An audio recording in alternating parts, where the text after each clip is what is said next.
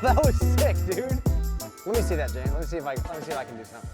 Oh God, oh God. I'm just like trying to play catch individually. Yeah. I actually solo can't believe catch. I'm doing this right now. You're pretty good. Wow. I rubbed off on you. Oh my God. That was so good. You were like spectacularly good at juggling. Thanks. You're welcome. I'm intrigued though, how did you get here? Like have you juggled since you were a little kid? Yeah, I feel like, I don't have like a exact year or anything, but my dad's always known how to juggle, so I feel like at a pretty young age he kind of showed me how. I do remember doing it in gym class at some point in time with like the scarves where you're like, whoosh. Oh yeah. And then, yeah, I feel like must have been in grade school that I got like pretty comfortable at like, you know, just doing the basic juggle like this. I think that's called a cascade pattern. That one right there? Mm-hmm. And it's kind of funny. I'll definitely go through phases. Like, I feel like when I was like 18 to 20, I was in a pretty big juggling phase and spend a lot of time working on it.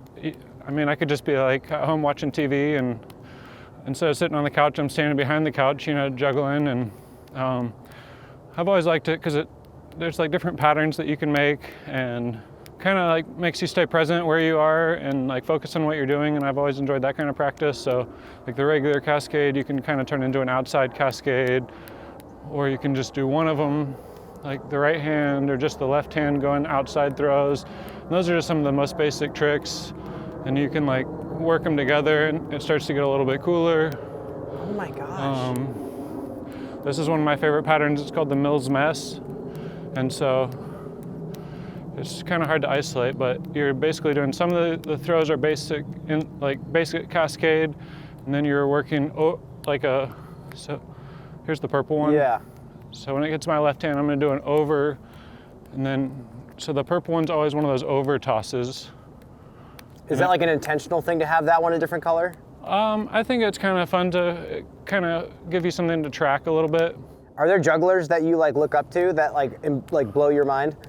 There's definitely jugglers that blow my mind. I wouldn't say I'm like a huge fan of too many people. I've definitely had my mind blown by all kinds of people on YouTube. Like, for me, like being able to do a 5-ball cascade is like my hardest thing that I can juggle, and some people are like 9-ball or 11-ball cascade, and it's just crazy. They're just throwing the balls like this high, and just like all of them are precise, you know. They're like going 15 feet in the air, and the timing's on point, and it blows my mind. Do you ever feel like there's like a, I don't know, like what does a career look like for a juggler? Do you have to go to Vegas? Juggling's a funny place where I feel like a lot of the people that make money as jugglers, it's almost more of like a comedy act than a straight up like skillful juggling act. Like, because the random person doesn't know the difference between like what a good juggle is, or what's hard to juggle versus like what like wows people. Like, I could do like a 5-ball cascade like I was earlier, which, you know, I was working on it pretty consistently for like a year before I could even do it like well at all. And people will be like, oh, that's cool. But if I do one of these, people are like, whoa, he hit it with his elbow. like without fail, like that kind of thing happens. And you know, like with how well you just juggled, I could teach you how to do an elbow bump. Like it's really simple, but it has like a high wow factor. Yeah. And so I feel like it's kind of weird for people that do it as their job. Like there's like people that are like legitimate jugglers that like are in the Cirque du Soleil or things like that. But yeah, I never really looked into it too much. So like technicality doesn't necessarily translate to automatic like crowd not at all. mind-blowing reaction. Yeah, and that's a funny thing about it. And it's also funny, like there's definitely like a crowd effect going on. Like if I was sitting there juggling, even if I was doing like some amazing stuff that like very few people could do, and I was just say doing it on the sidewalk, people might just be like walking by, but like if I was doing it on the sidewalk and I had you and I had a few people like standing around like engaged, then all of a sudden like a big crowd might start to form. Like people don't necessarily care about what's happening, they just care, I don't know, there's a weird phenomenon where that kind of thing happens. I've noticed it at festivals a lot too. Like a lot of times I like to, I mean, you've been to one with me, I like to bring them out to the shows. If we're standing pretty far back from the stage, I have some LED ones, and I'll just be doing my thing, you know, and I'll be doing some cool stuff. And most people won't really notice, but then like sometimes someone will notice, and then someone notices them noticing, and all of a sudden there's like 10 people like noticing. It's just a funny way. Do that you things like happen. when they notice? Like, do you like when people like crowd around you when you're juggling, or is that kind of just for you? I like it, but I don't need it. I don't feel. Is that like a similar thing for Frisbee? Is it like more for you, or do you like playing for the fans? Like, is that something that resonates with you? I think it's more just for me, but there's definitely a sense of like validation or satisfaction when like you do something and you're like, yeah, I know that was a good throw, and then like there's a crowd and they're all cheering for it, like they see it and they see what you're doing and they appreciate it. That's always a good feeling. Well, I have something for you. Okay. And I want to talk further about this. Yeah. It is a special gift from MVP. Nice. Let me go get it for you. Okay.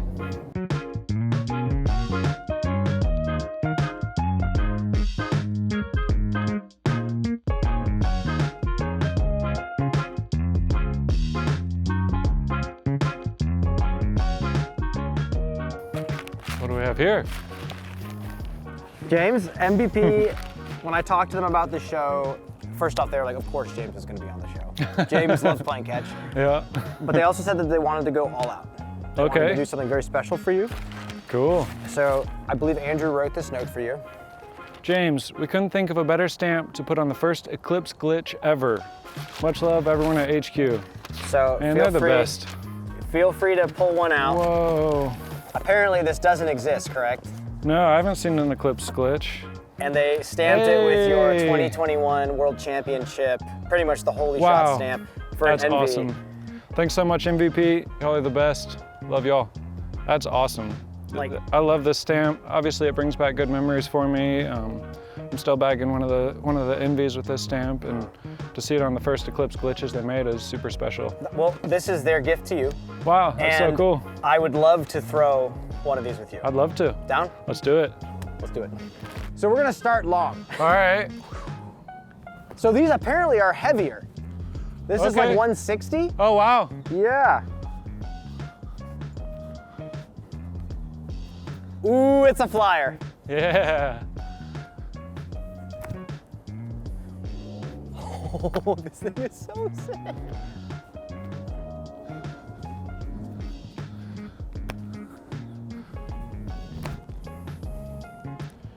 Ooh, doggy.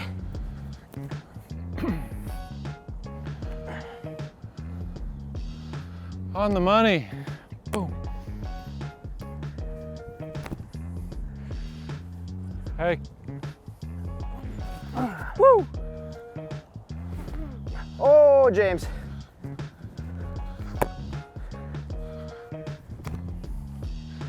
What's your first impression? It's sweet. It's definitely overstable, a little on the overstable side. I keep trying to just break it over and it's not quite going yet. There it is. Yeah. Wow. Kind of have to lean into it to get it over like that.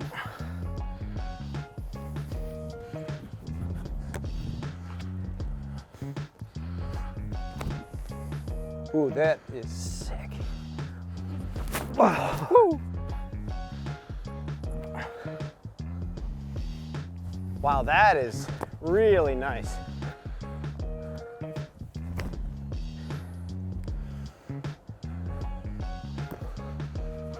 Oh no, it's over the fence. Yes! Yes! Oh, that's money. I'm bopping this. Hey. Oh. All right, moment of truth. You have such a beautiful sidearm, James. There it is. That's the line it wants to be thrown on. That's so perfect. Nice! Oh, this is gonna be a good trailing edge. Oh!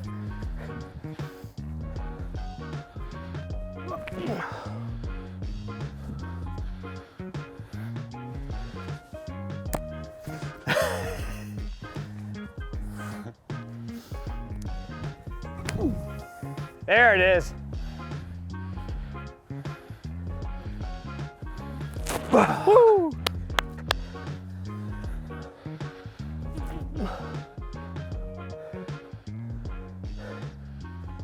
Oh, baby. Nice one. That was a nice little sequence. Yeah. Are you ever gonna throw more driver sidearms, like off the tee? No. No? No. Why? It's a matter of principle, Brian. I don't mind throwing them like 200, maybe pushing 300 feet, but any more than that, it just doesn't feel right. Might be doing it wrong, but everything I've tried, like if I try to throw one too hard, it's my arm's kind of like, no thanks, let's not try that anymore, so I'm not gonna push it. And for anything inside like 200, 300 feet, why wouldn't I just throw a turnover putter, you know? Yeah, that's like your favorite shot, right? Yeah, so. There's only like a handful of guys that are like doing well, like you, Isaac. I'm not saying it's a bad thing, it's like, it's a dying play style, it seems like. Yeah. Is that weird? I think it's not too weird. I mean, I don't know. It makes sense to want to use all the tools available, like trying to be a professional at something. I think if anything, it's kind of weird that there's still some of us that kind of refuse to. But do you feel like when you watch these like two-sided players play, do you ever make like a little mental note like, force the sidearm on that one? maybe a little bit. I feel like I'm pretty good at looking at a hole, and like some holes it's definitely the better shot, and there's a lot of left to right holes where the sidearm's not the better shot, but yeah. People just like see it moves left to right, so they're like, let me just throw a sidearm. And I mean, I get it. I'm like, I have the least room to talk because I'm over here working silly backhands on some holes that would be pretty simple sidearms, but they're fun. Yeah, they are fun. I still can't get over like this whole, even just the moment that we got to stamp on this thing, we're like, what, 2 years removed now? Yeah, a little over 2 years ago. Has your life changed a lot since that? I feel like it's kind of gotten like a little bit more comfortable. Like my touring situation with the bus and everything is like easier, but I feel like it's also, yeah, still kind of just doing the same thing, driving around the country, competing in disc golf tournaments, so it hasn't changed that much. What if you won the lotto? Like, what if you just like hit it big in the lottery? Would you still be living the same life pretty much? Yeah, I think I would. I think I might take like a little more extravagant vacations or something, but I don't think it would really change my lifestyle too much. Oh. That was like the first question that my mom asked me when I was about to go on the road.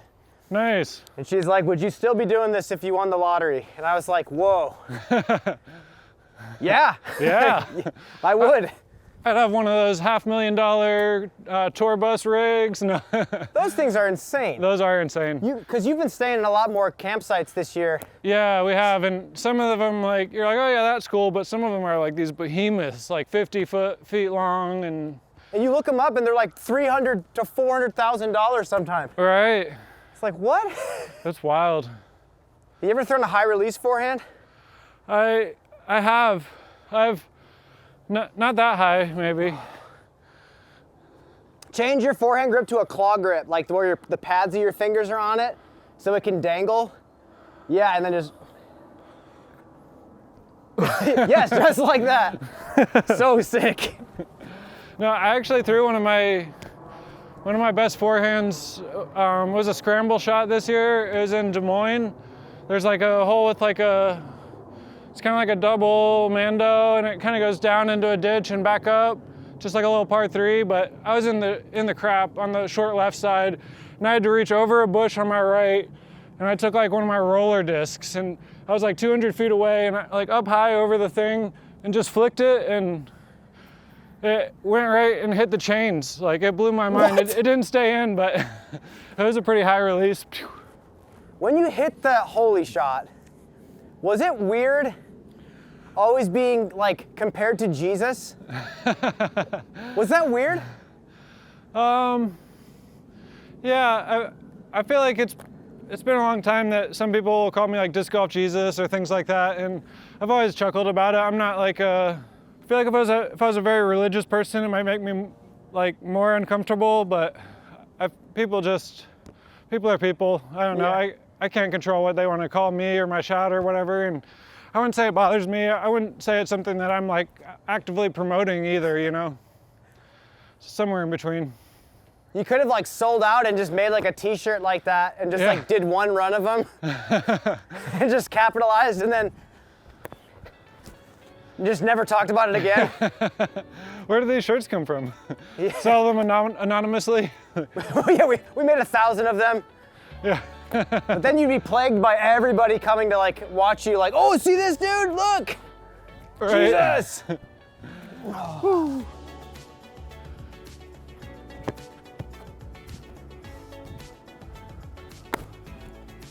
Your dad is like a really good disc golfer, isn't he? Yeah, he's good. He's been playing since the 90s. He got me into it like right when he started, and I guess he's 64 years old now, but he's still good. I feel like his rating might be like 940 or something like that. Oh wow, at 60, that's great. Yeah. What's his play style like? I feel like pretty direct. I don't know, he's definitely no nonsense. Like, he has people all the time be like, Jim, it's your turn. He said, no, I already threw, it's your turn. Like, he doesn't overthink things. He just steps up and rips it. He's a lefty also. Oh, really? Mm-hmm. Love that. That's actually one of my favorite catches to land, but I'm always afraid my shoulder's gonna come out of its socket. Yeah. Oh. We're at Devon right now, James. It's a tour championship. We're sponsored by Big Shaving Cream. Barbasol. We're sponsored by Barbasol. First place is like $40,000.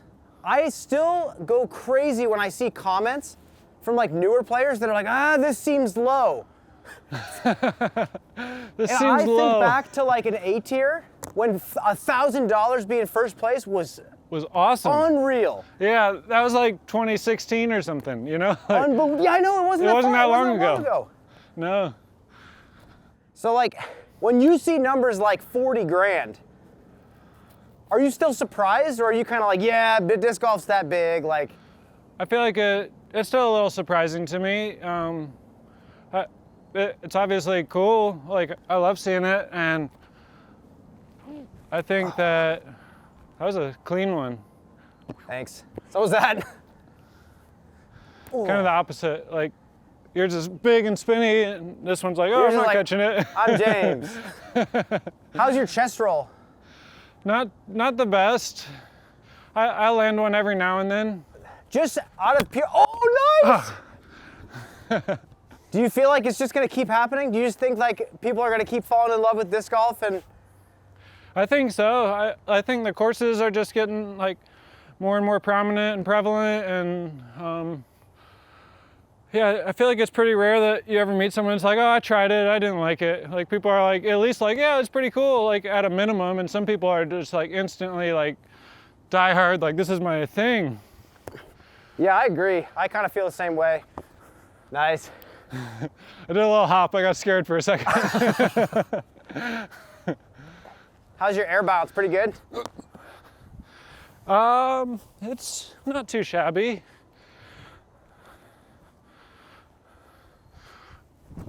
Oh, that's sick. Ooh. Do you find yourself like dropping to a knee when you throw like a really low release? I just did that last time. It's kind of funny. Wow.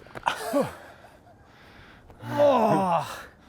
You get that really late like pop on it. It's cool. Me? Yeah. I think I got that from learning how to freestyle from Juliana and Joel Rogers. Like, all of those guys can get so many Z's on the disc.